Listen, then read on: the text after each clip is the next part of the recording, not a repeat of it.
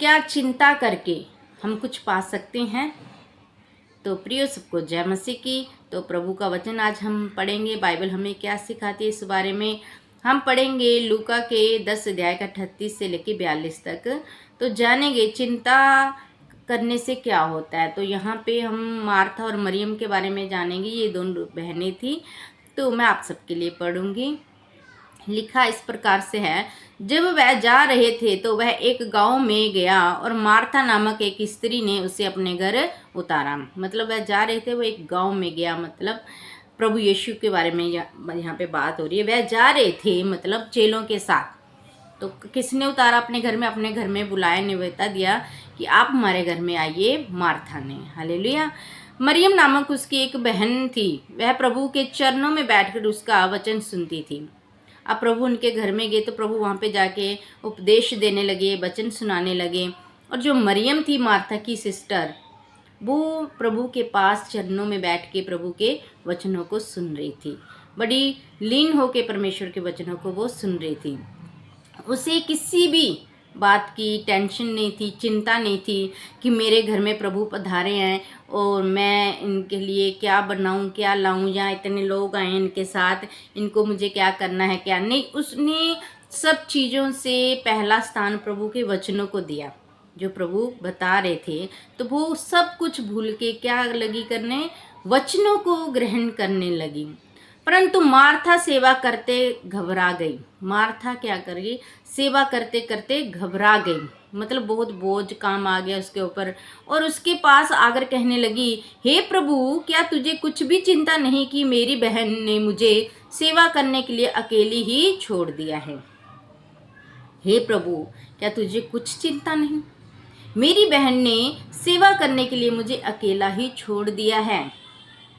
अब वो चिंता कर रही है कि मुझे खाना बनाना है, मुझे ये करना है, मुझे बर्तन धोने हैं। लेकिन मरियम क्या कर रही है? वो जीवन के वचनों को ग्रहण कर रही है, जीवन के वचनों को सुन रही है। हालेलुया। इसलिए उससे इसलिए उसे कहे कि मेरी सहायता करे। प्रभु ने उसे उत्तर दिया, मार्था, हे मार्था। प्रभु ने कहा, मार्था, हे मार्था, तू बहुत बातों के लिए चिंता करती है और घबराती है। मार्था को प्रभु ने क्या कहा? मरियम को ये नहीं कहा कि मरियम जा और अपनी बहन की मदद कर और वचनों को बाद में सुन लेना, पहले खाना बनाओ, जा उसके साथ काम में मदद कर। लेकिन प्रभु ने कहा, मार्था, हे मार्था, तू बहुत बातों की चिंता करती है, परंतु एक बात अवश्य है और उस उत्तम भाग को मरियम ने चुन लिया है जो उससे छीना ना जाएगा। उत्तम भाग। प्रियो, उत्तम भाग क्या है? परमेश्वर का वचन। जब हम अपनी लाइफ में, अपनी जिंदगी में उत्तम भाग को चुनेंगे तो ही संसारिक हर एक चिंता से हम आजाद होंगे। जब हम अपने ऊपर भरोसा करते हैं, अपने ऊपर विश्वास करते हैं कि मैं जब तक ये नहीं करूँगा तो मैं ये नहीं करूँगा तो ये नहीं हो सकता। हालेलुया। करने वाला परमेश्वर है, करवाने वाला परमेश्वर है। हमें अपने जीवन में सबसे पहला स्थान परमेश्वर के वचन को, परमेश्वर को देना चाहिए। हालेलुया। परमेश्वर को।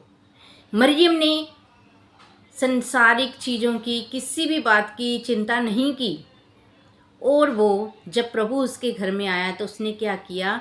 प्रभु का वचन सुनने के लिए प्रभु के चरणों में बैठ गई। तो प्रियो, यहाँ पे हमें क्या सीख मिलती है? क्या हमें चिंता करनी चाहिए? आजकल देखने में आता है, जब संडे का दिन होता है, आराधना का दिन होता है, प्रार्थना का, लोगों को क्या करना चाहिए? परमेश्वर के भवन में जाना चाहिए। वो दिन परमेश्वर के लिए निकालना चाहिए। एक दिन प्रभु ने आपको बाकी के दिन दिए हैं, काम करिए, खूब मेहनत करिए, कमाइए, प्रभु आशीष देगा। लेकिन कुछ लोग हैं जो उस दिन भी उनको प्रभु के वचनों से ज़्यादा इम्पोर्टेंट अपने काम लगते हैं, अपने पैसे लगते हैं। उनका काम कि अगर मेरा ये काम नहीं होगा तो आज मुझे इतने का नुकसान हो जाएगा। मतलब जो ये बातें सोचते हैं, ये बातें करते हैं, आप जानते हो, वो चिंता करते हैं और वो अपने जीवन में पहला स्थान प्रभु को नहीं, संसार की अभिलाषाओं को देते हैं, प्रभु को नहीं, अपनी ज़रूरतों को देते हैं। उन्हें अपने ऊपर भरोसा है, क्योंकि उनको प्रभु पे भरोसा नहीं कि मैं अगर प्रभु का वचन सुनूंगा, मैं संगति में जाऊंगा तो प्रभु इससे भी ज़्यादा आशीष देंगे मुझे, इससे भी ज़्यादा बरकत देंगे, इससे भी बड़े बड़े काम मेरे पास आएंगे और बनेंगे। लेकिन व्यक्ति क्या करते हैं कुछ कि वो अपने ऊपर विश्वास करते हैं, अगर मैंने आज ये काम नहीं किया, अगर मैंने प्रभु का वचन सुन लिया और इस काम को छोड़ दिया तो क्या होगा, मैं गरीब हो जाऊंगा, मेरे पास काम नहीं होगा, मेरी नौकरी चली जाएगी, मुझे इतना नुकसान हो जाएगा। तो प्रियो, जब हमारे घर में कोई गेस्ट आता है तो हम क्या करते हैं, प्रभु कहते हैं, हमें बताता है, आपके घर में कोई आए तो आप मेरे नाम से जब कोई आए तो ठंडा गिलास पानी का भी पिलाओगे तो अपना प्रतिफल नहीं खोगे। और आप सोचिए, यहाँ पे मार्था और मरियम के घर में प्रभु आए और मरियम, वो उसी वचनों की इतनी प्यास थी, उस जीवन के वचनों की, कि वो संसारिक बातों को छोड़ के बस प्रभु के वचनों को सुनने लगी। परमेश्वर का वचन दोधारी तलवार है। हालेलुया। परमेश्वर का वचन हमें बताता है कि जब हम इस संसार में रहते हैं क्या करें, एक दूसरे से प्रेम करें, एक दूसरे का आदर मान करें, पर उससे भी पहले हमारे जीवन में ये आता है कि परमेश्वर को पहला स्थान दे। परमेश्वर के लिए जो हम समय निकालते हैं उस समय को पहला स्थान दे कि ये समय परमेश्वर के लिए है और इस समय में हमें क्या करना है, परमेश्वर की आराधना करनी है, प्रार्थना करनी है, ये परमेश्वर का है। हमें वो समय परमेश्वर को देना चाहिए अपनी लाइफ में। परमेश्वर ही है जिसकी वजह से हम सांस लेते हैं। अगर परमेश्वर ना चाहे तो हम 1 मिनट भी सांस नहीं ले सकते। और संसार अपनी अभिलाषाओं में, अपनी ख्वाहिशों में, अपनी ज़रूरतों में परमेश्वर से दूर होता जा रहा है, होता जा रहा है। प्रियो, किसके लिए, हम किसके लिए मेहनत कर रहे हैं? जो आज है और कल नहीं है, किसके लिए मेहनत कर रहे हो? ये 70-80 साल की उम्र के लिए? आप उन पक्षियों को देखो, आप उन पक्षियों को देखो जो ना तो बोते हैं और ना काटते हैं, परमेश्वर उनको खाने को देता है वेस्ट। परमेश्वर का वचन दोधारी तलवार है। यहाँ पे परमेश्वर ये नहीं कहता कि आप मेहनत मत करो, मेहनत करो। प्रभु ने कहा है, आदम को कहा था प्रभु ने कि क्या कर, तू मेहनत कर, तेरे सर का पसीना तेरे पांव तक आएगा, तब तू अपने परिवार का पेट पालेगा, उनको रोटी खिलाएगा। तो मेहनत करने के लिए आपके पास 6 दिन बचे हैं। संडे के दिन जब आराधना का दिन होता है, जब प्रार्थना का दिन होता है, तो हमें परमेश्वर के भवन में उपस्थित होना चाहिए। क्या उस एक दिन के काम के लिए हम परमेश्वर से दूर हो जाए? कदापि नहीं, क्योंकि परमेश्वर को पहला स्थान दो। परमेश्वर ने अपने स्वरूप हमें बनाया है। आपको पता है वो जो समय आने वाला है, अंत का समय निकट है, तो आप किसके लिए मेहनत कर रहे हो? आप नहीं जानते प्रभु का आगमन कब हो जाएगा, आप नहीं जानते परमेश्वर अपने लोगों को कब बुला लेगा, तो आप किसके लिए मेहनत कर रहे हैं? मेहनत करिए, पर इतना भी उस मेहनत में मत खो जाइए कि परमेश्वर से दूर हो जाइए। ऐसा ना होने पाए आपके जीवन में। परमेश्वर हमें बचाना चाहते हैं और अपने दास दासियों के द्वारा परमेश्वर अपना वचन अपने लोगों तक पहुंचाते हैं। और जिन लोगों को जो हठीले होते हैं, इधर से सुन के वो इधर निकाल देते हैं कि ये वचन मेरे लिए नहीं है, ये वचन आप ही के लिए है, ये वचन आप ही के लिए है। परमेश्वर कहते हैं अपने जीवन में पहला स्थान मुझे दो। मैं सारी तुम्हारी चिंताओं को, सारे बोझ को हटा दूंगा। तुम चिंता करके अपने सिर का बाल भी काला नहीं कर सकते। हालेलुया।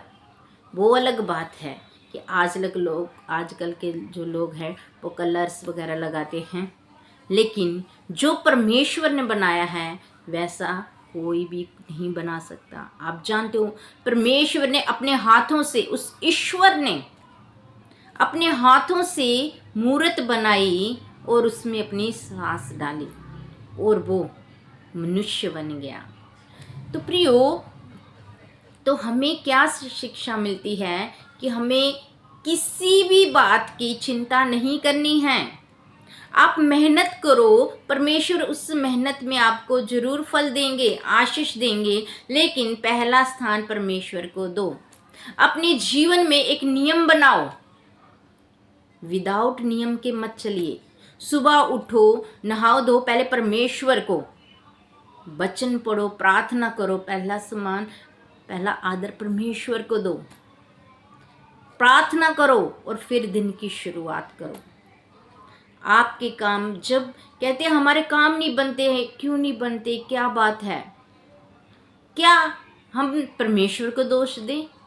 नहीं, परमेश्वर ने कहा जो देर तक सोता है छाती पे हाथ रख के, वो कभी भी अपनी कमाई को खाने नहीं पाता। तो परमेश्वर चाहता है कि हम क्या करें, जल्दी उठें, मेहनत करें और परमेश्वर का स्थान परमेश्वर को दें, और जैसे जो काम परमेश्वर हमें देता है वैसे हम ईमानदारी से करें। कभी भी किसी से घोटाला ना करें, गद्दारी ना करें। आप थोड़ा भी कमाओगे ना तो परमेश्वर उसमें आशीष और बरकत देगा। प्रियो, आज हम गद्दारी करेंगे, चीटिंग करेंगे किसी के साथ और ज़्यादा पैसे कमाने के लिए, या झूठ बोलेंगे, तो आप सोचिए, आप नहीं जानते जो आने वाला क्षण है, जो आने वाला पल है वो कैसा है, वो परमेश्वर जानता है। आप नहीं जानते कि प्रभु का आगमन कब हो जाएगा। अगर आप इस घड़ी या अगली घड़ी कोई ऐसा काम कर रहे हो जो वचन के खिलाफ है, तो प्रियो आप सोचो, अगर वो काम करने के बाद या उसी क्षण प्रभु का आगमन हो गया, क्या आप परमेश्वर के राज्य में जा पाओगे? परमेश्वर के राज्य में जाना है तो हमें ये संसारिक अभिलाषों से दूर रहना पड़ेगा। आप उन पक्षियों को देखो, परमेश्वर उनको भूखा नहीं छोड़ता, आपको भी परमेश्वर भूखा नहीं छोड़ेगा। और जो भी काम करते हो, अगर आप ईमानदारी से करोगे, परमेश्वर को अपने जीवन में पहला स्थान दोगे, चिंता नहीं करोगे, सारा बोझ परमेश्वर पर छोड़ोगे, तो परमेश्वर आपको आशीष और बरकत देगा। प्रभु के वचन में लिखा, आप स्वर्ग राज्य की खोज करो, तो जितनी भी वस्तुएं तुम्हारे जरूरत की होंगी वो सब तुम्हारे पीछे आ जाएंगी। तो आपको क्या करना है, विश्वास करना है, प्रार्थना करनी है, अपने जीवन में पहला स्थान प्रभु को देना है। देखिए यहाँ पे मार्था और मरियम के बारे में जो बताया गया, हमें क्या करना है, मार्था भी बनना है और मरियम भी बनना है। मरियम पहले बनना है हमें कि प्रभु के वचनों को पहले स्थान हमें अपने जीवन में रखना है, और मार्था का भी जो किरदार हमें निभाना है कि हमें सेवा टहल भी करनी है, हमें सेवा टहल भी करनी है और काम भी करना है, लेकिन चिंता नहीं करनी है। हमें चिंता करके कोई भी कुछ नहीं कर सकता। तो पहला स्थान जैसे मरियम ने चुना प्रभु को, आप भी क्या करें, पहला स्थान परमेश्वर को चुने, प्रभु के वचनों को चुने अपने जीवन में। बाकी की जो भी आपकी स्थिति होगी, जो भी आपके काम में होगा, प्रभु उसमें आशीष और बरकत देंगे आपको। आपका भरोसा परमेश्वर पर होना चाहिए। जब आपका भरोसा परमेश्वर पर होगा तो आपको लज्जित नहीं होना पड़ेगा, आपको किसी भली वस्तु की कमी कभी भी नहीं होगी, पर आपका भरोसा परमेश्वर पर होना चाहिए, अपने ऊपर नहीं। आप अपने ऊपर भरोसा करके, चिंता करके कुछ नहीं कर सकते। आनंद मनाओ और परमेश्वर का धन्यवाद करते रहो। परमेश्वर आपको आशीष बरकत दे। जय मसीह की। God bless you.